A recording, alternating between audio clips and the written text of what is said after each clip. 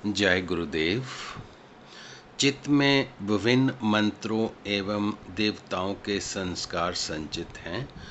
मंत्र जप भी कभी उच्च स्वर में, कभी मुंह बंद कर कभी मन ही मन में विभिन्न क्रियाओं के रूप में होता है। उच्च स्वर में नामोच्चारण करने पर चित्त में वैसे ही संस्कार संचित हो जाते हैं। मन ही मन जप करने पर उसी रूप के संस्कार अंकित होते हैं। जिस जिस रूप में संचित संस्कार उभरते चले जाते हैं, उसी उसी रूप में क्रियाओं में साधक का मंत्र जप का स्वभाव पड़ जाता है। उसी स्वभाव के वशीभूत होकर चलते फिरते व्यवहार करते समय जप चलता रहता है, जिसके संस्कार संचित होते जाते हैं। भक्ति जागृत होने के उपरांत उसके चित्त में ततः संबंधी संस्कार उदित होने पर अजपा जप की अनुभूति होती है। भाव ये है कि केवल गुरु प्रदत्त मंत्र ही नहीं, अपितु अन्य विविध मंत्र भी, जिन्हें साधक जानता अथवा ना भी जानता हो, संचित संस्कार वशात क्रिया शक्ति के द्वारा प्रकट होकर स्मृति में आते हैं और तदनुकूल ही क्रिया अनुभव में आती है। साधक के चित्त में जब नाद श्रवण के संस्कार उदय होते हैं, तब उसे अपने अंतर से ही विभिन्न प्रकार की ध्वनियाँ सुनाई देने लगती हैं, जिनका सुनाई देना साधक के अपने अधिकार में कदापित नहीं होता। आसन प्राणायाम मुद्राएं तो साधक अपने प्रयत्न से कर सकता है, किंतु अनाहत नाद तो उसके अंतर में बिना किसी आघात या प्रयत्न के प्रसुप्त होता है। उसके प्रकट होने में कोई भी प्रयत्न करना नहीं होता, कारण नहीं होता, क्योंकि प्रयत्न होने पर तो वह नाद अनाहत ही नहीं रहेगा। अतः किसी प्रकार के प्रयत्न का तो प्रश्न उपस्थित ही नहीं होता।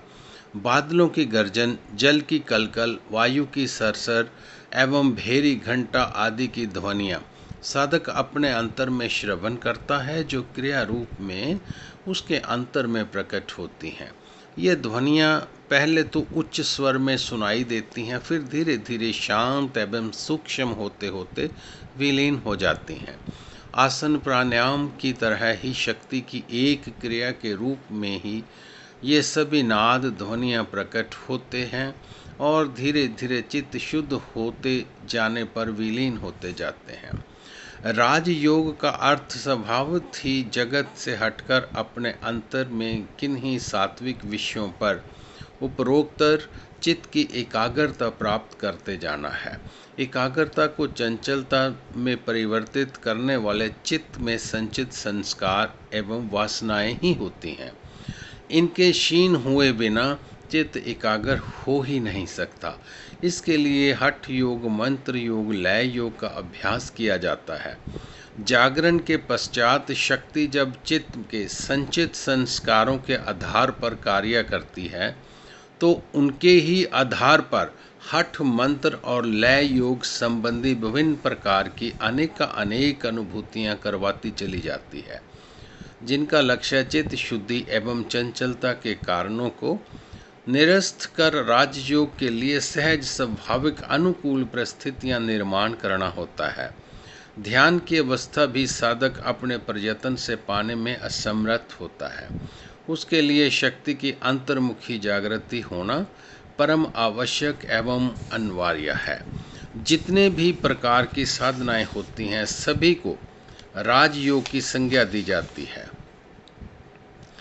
हठ, मंत्र, लय अथवा अन्य प्रकारों के अंतर्गत जो भी योग अभ्यासी हैं, सभी अपने आप को राजयोगी ही कहते हैं। इसका अर्थ ये निकलता है कि सभी योगों की उन्नत स्थिति राजयोग में ही समाविष्ट है।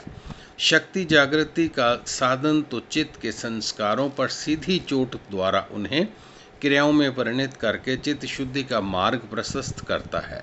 ये क्रियाएं साधना का अंतिम लक्ष्य न होते हुए भी अर्थहीन नहीं है, क्योंकि ये घटित होकर संस्कारों के साथ ही स्वयं में विलीन हो जाती हैं एवं राजयोग के लिए स्वाभाविक एकाग्रता की स्थिति उत्पन्न कर देती हैं। तब स्वभावत एकाग्रता की क्रियाएं आरंभ होती हैं। जब आत्मा की चैतन्य शक्ति में चित्त का विलीनीकरण हो जाता है, तब एकाग्रता की क्रियाएं भी समाप्त होकर असंप्रज्ञात समाधि की प्राप्ति हो जाती है। शक्ति जागृति के साथ ही कर्तव्याभिमान युक्त साधन समाप्त होकर स्वयं सिद्ध साधन आरंभ हो जाता है। कर्ता के स्थान पर दृष्टा भाव आ जाता है। साधक अपने अंतर में शक्ति की क्रियाओं को अपने शरीर से भिन्न किंतु शरीर के ही आधार पर होती हुई प्रत्यक्ष अनुभव करता है। जब तक शक्ति जागृति की यह अनुभूति नहीं होती, तब तक कर्तापन का भाव लुप्त नहीं होता। अपनी इच्छा से स्वतंत्र शक्ति की क्रियाओं की अनुभूति आरंभ होने पर ही कृत्याभिमान गलित होता है। शक्ति की अंतर्मुखी जागृति के दो उपाय हैं। प्रथम, किसी साधन विशेष का दीर्घकालीन निरंतर श्रद्धा युक्त साधन अनुसंधान। ये उपाय सिद्धांत में ही मान्य है, सुनिश्चित नहीं है, क्योंकि अपवाद स्वरूप कहीं कोई एक आध व्यक्ति ही अपनी साधना के बल पर शक्ति की जागृति का लक्ष्य प्राप्त कर पाता है। बिना गुरु कृपा के शक्ति जागृति नहीं होती। इसका उल्लेख योग दर्शन में भी है, जिसका अर्थ है जब साधक में भोगों की वासना अर्थात बंधन का कारण शिथिल हो जाता है एवं उसे शक्ति का संचार का अनुभव आरंभ होता है, तब दूसरे शरीरों में आवेश उत्पन्न करने की क्षमता भी उसमें आ जाती है। जिस साधक गुरु की ऐसी स्थिति हो, उसका चित्त वासनाओं से शुद्ध हो तथा शक्ति के आवागमन उसके अनुभव में आ चुका हो, उसी से दीक्षा लेना उचित है। योग शास्त्रों में गुरु का महत्व भी प्रकट किया गया है, जिसका सरल भाषा में ऐसा अर्थ है, स्वयं आत्माराम श्री गुरु को प्रणाम करके केवल राजयोग की प्राप्ति के लिए हठ योग विधि का उपदेश किया जाता है। विघ्नों की आशंका में मंगल की अपेक्षा होती है। इसे प्रयोजनार्थ हठ योग परिदीपिका ग्रंथ का आरंभ भी श्री गुरुनाथ को नमस्कार रूपी मंगलाचरण से किया गया है। इस श्लोक के माध्यम में सूत्रकार ये दर्शाना चाहता है कि हठ योग परिदीपिका की समस्त क्रियाएं गुरु शक्ति के ही अधीन हैं।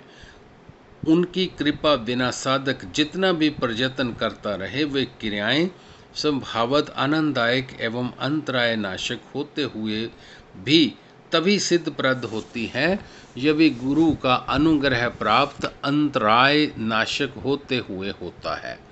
गोरक्ष प्रदत्ति में भी इस प्रकार गुरु का महत्व वर्णन है, जिसमें इस तरह समझाया गया है कि श्री गुरु की वंदना की है, जो कि स्वयं अपने आनंद में मगन रहते हैं तथा जिनके सानिध्य मात्र से शिष्य का शरीर भी आनंद से पुलकित हो जाता है। अर्थात गुरु तत्व को सतत निरंतर अपने अभिमुख रखते हुए साधन एवं व्यवहार का अनुसंधान करते रहना चाहिए।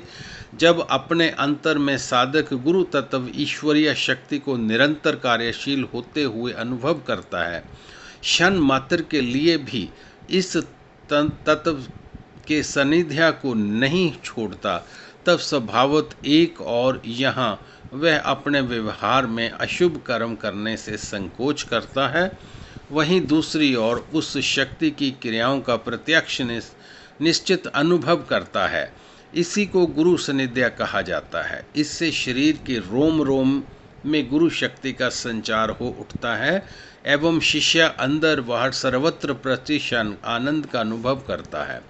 जो साधक केवल शारीरिक गुरु सानिध्य का ही लाभ प्राप्त करता है, मानसिक बौद्धिक दृष्टि से गुरु के प्रति समर्पित नहीं होता, उनके आदेशानुसार जीवन का विकास नहीं करता एवं गुरु शक्ति की जागृति का अपने अंतर में अनुभव नहीं करता, वह गुरु के सानिध्य में रहते हुए भी उसके वास्तविक आनंद का लाभ नहीं उठा पाता।